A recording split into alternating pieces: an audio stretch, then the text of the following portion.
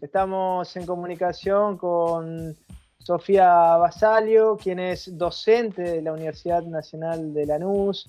Está trabajando sobre distintos temas vinculados a la comunicación, a la historia, y es interesante en el marco del 40º aniversario de la gesta de Malvinas, el trabajo que está haciendo precisamente este Observatorio Malvinas de la Universidad Nacional de Lanús, con distintas personalidades. Por supuesto está César Trejo y otros académicos que acompañan a Sofía en esta tarea de poner la memoria, poner la historia en un primer plano, poner esta parte de la argentinidad tan trascendente que es Malvinas. ¿Cómo estás, Sofía? Muy bien, Luis, un gustazo volver a estar conversando con vos y con tu audiencia. Bueno, gracias. Contanos en qué andan un poco y contale a la audiencia, por supuesto. Mira, nosotros estamos convencidos de que uno de los desafíos principales de este aniversario, de este 40 aniversario de la Guerra de Malvinas, tiene que ver con animarnos a afrontar la complejidad y a superar dos modelos que se han instalado para interpretar la Guerra de Malvinas. Uno es el que surgió en el marco de los estudios de la historia reciente, que presenta la Guerra de Malvinas como una acción política destinada a legitimar al gobierno militar y lo clausura ahí. Y otra es, en el marco de cierta historiografía militar, la idea de que la Guerra de Malvinas se instala en la serie de luchas por la independencia, pero elidiendo o abstrayendo la del contexto político en el marco del cual se produce, que es el de la dictadura militar. Es decir, en el Claro. primer caso se elude el contexto de la historia larga de la Argentina, y en el segundo, el de la historia corta, el de la dictadura militar. Nosotros entendemos que la Guerra de Malvinas es un acontecimiento fundamental para entender el pasado y para entender la identidad de todos los argentinos. Pero hay que tratar de evitar la simplificación y dar cuenta de la complejidad, porque es un acontecimiento terrible, extremo y paradojal de nuestro pasado reciente. Porque vos fíjate, el 2 de abril de 1982, la Argentina recupera las Islas Malvinas, territorio usurpado por una potencia extranjera, acerca del cual la Argentina nunca dejó de reclamar el ejercicio pleno de su soberanía, pero ese acto de recuperación territorial lo lleva adelante un gobierno ilegítimo, una dictadura militar genocida que reprime el ejercicio pleno de la soberanía popular. Es decir, un gobierno que es sumiso al poder mundial encara una acción de recuperación territorial que es al mismo tiempo un acto de insubordinación nacional, que al mismo tiempo también integra clases sociales, procedencias geográficas, tradiciones políticas en la lucha contra el enemigo histórico de la Argentina, Gran Bretaña, por una causa justa. Es decir, todo esto es la Guerra de Malvinas. Por eso Julio Cardoso, el fundador del Observatorio Malvinas, siempre hablaba del entrevero de Malvinas. Y para entrarle a este entrevero, en el observatorio tenemos grandes maestros que nos desafían a hacer foco en el protagonista fundamental de la historia, que muchas veces es ninguneado o despreciado o ignorado por cierta historia oficial, que es el pueblo argentino. Y para esto nos entrenan en la mirada atenta y en la escucha de las voces del pueblo, las voces de los combatientes, protagonistas de la guerra de 1982, las voces de los argentinos que se volcaron a las calles y a la plaza para reivindicar la acción de recuperación territorial y organizaron infinidad de acciones para acompañar la acción de los soldados en el sur, y también las voces expresadas de muy diferentes maneras a partir de las cuales los argentinos de distintos rincones del país en estos 40 años se las han ingeniado para mantener viva la memoria de este acontecimiento histórico contra y a pesar de todas las políticas del olvido, de lo que llamamos desmalvinización. Y en eso es en lo que estamos trabajando en el Observatorio Malvinas. Tenemos proyectos que tienen que ver con el estudio de estas voces.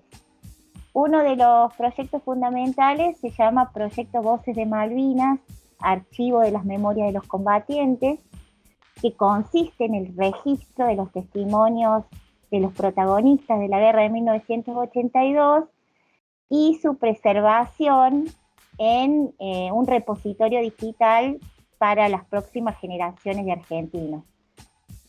Todo lo que nosotros producimos en el marco de este proyecto va a integrar también el acervo del Archivo General de la Nación. Es un proyecto que estamos realizando en la Universidad Nacional de Lanús, pero obviamente excede nuestras propias capacidades, así que lo estamos haciendo en articulación con equipos, instituciones educativas, organizaciones sociales de distintos lugares del país.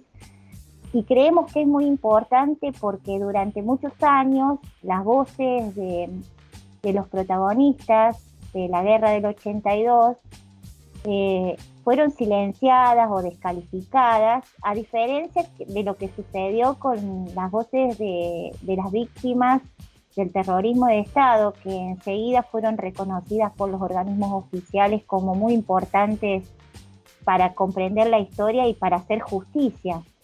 En el caso de los veteranos de guerra no sucedió esto, entonces de alguna manera esto también es un aporte humilde a superar tantos años de silencio, de humillación, y un aporte también al trabajo multidimensional sobre la guerra de Malvinas y la defensa actual de la soberanía.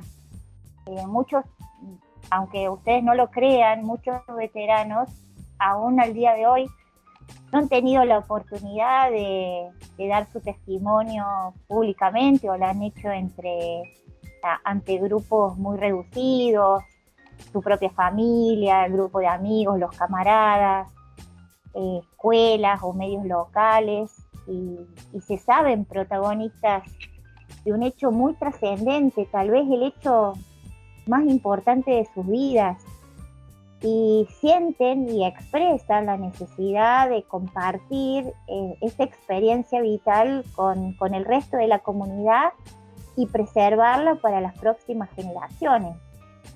Un grupo que requiere especial atención es el de las mujeres, que también tuvieron su participación, y no me refiero solo a las enfermeras o al personal civil, sino también a las madres, las esposas, las novias, o las que sin tener vínculo de sangre fueron capaces de donar sus más preciados tesoros, las escritoras de cartas, las rezadoras. Hay un gran conjunto de miembros de la comunidad nacional que participaron activamente en esto que movilizó a la mayoría de los argentinos.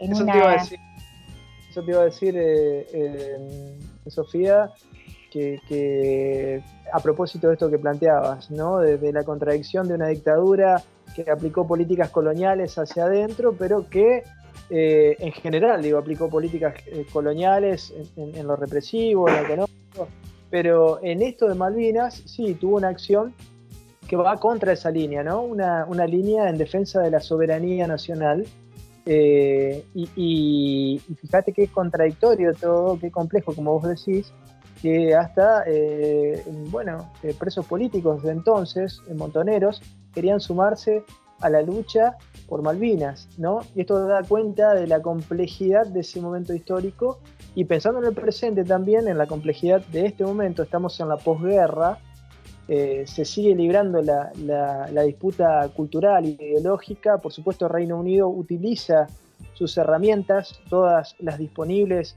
para desmalvinizar y para borrar la idea de soberanía de Malvinas del pueblo argentino, ¿no? Borrarle al pueblo argentino la idea de soberanía de Malvinas. ¿Cómo están viendo este momento de posguerra, ¿no? Los actores externos e internos que interactúan? Y mira, yo calculo que seguramente Gran Bretaña, que nos conoce mejor que nosotros mismos, a pesar de todo lo que nos conocen, deben estar sorprendidos por lo que está sucediendo en este 40 aniversario. Creo que la consigna Malvinas nos une es muy buena y eficaz, porque es verdad, porque Malvinas tiene la capacidad de volver a reunir a los argentinos en un proyecto común. Mira, nosotros estamos trabajando con Juan Natalicio en otro proyecto. Juan Natalicio es el conductor de Malvinas Causa Central, el programa de radio del Observatorio Malvinas de la Universidad Nacional de Lanús, que hace 10 años que viene entrevistando veteranos y trabajando estas temáticas. Y con Juan nos pusimos a estudiar las voces de los participantes en las movilizaciones masivas a la calle y a la Plaza de Mayo a partir del 2 de abril. Y nos llevamos grandes sorpresas, Luis. Viste que muchas veces se dice que el pueblo argentino es veleta porque el 30 de marzo de 1982 fue duramente reprimido por la dictadura en la manifestación convocada por la CGT, liderada por Saúl Ubaldini, por Paz, Pan y Trabajo, y que 3 días después vuelve a la calle y a la plaza, esta vez para reivindicar la acción de recuperación territorial, pero sin claudicar en la lucha contra la dictadura. Ciertos intelectuales interpretan estas movilizaciones a partir del 2 de abril, como la expresión o de una sociedad cómplice de la dictadura o de una sociedad víctima de la dictadura. Lo que nosotros vemos y descubrimos con Juan, poniendo el oído atento a estas voces, escuchando lo que cantan, lo que gritan, cómo interpelan a Galtieri, cómo condicionan la palabra presidencial, lo que llevan escrito en las pancartas, el modo en que se posicionan en el espacio, cómo celebran el encuentro.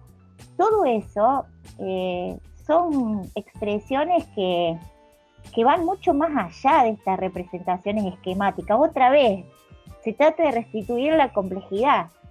Ni sociedad víctima, ni sociedad cómplice.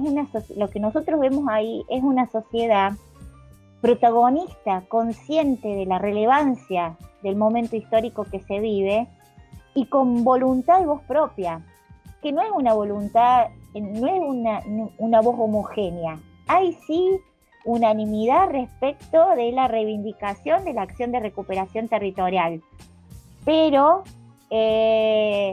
hay disidencias, no todos piensan lo mismo, hay cantos diversos, hay diferentes posturas, diferentes tradiciones políticas, pero hay una unidad respecto de lo central. Entonces, esto es muy importante. Y esa idea del pueblo argentino, la metáfora del pueblo veleta, es inadmisible si uno atiende a lo que efectivamente pasa en estos eventos que realmente son muy reveladores. Vos fijate que la dictadura había operado incluso sobre el diseño de la Plaza de Mayo para inhabilitarla como espacio de comunicación y participación política.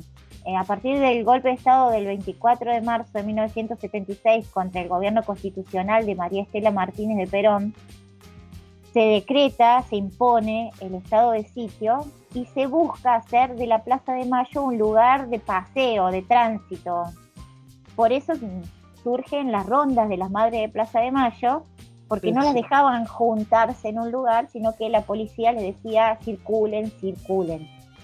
La marcha del 30 de marzo, el objeto de disputa fundamental es la plaza. Los manifestantes no pueden llegar a la plaza, son apaleados, reprimidos, presos.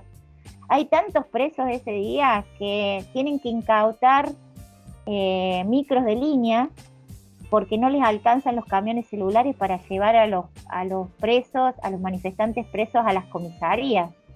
Es decir, el 2 de abril, la recuperación de Malvinas hace posible para los argentinos también la recuperación de la calle y la plaza, volver a encontrarse. Por eso muchos de los participantes en esas manifestaciones coinciden en decir la emoción que les provocó, la alegría, la emoción inmensa que les produjo volver a tener la posibilidad de expresarse colectivamente, de encontrarse, de abrazarse después de tantos años de no poder hacerlo.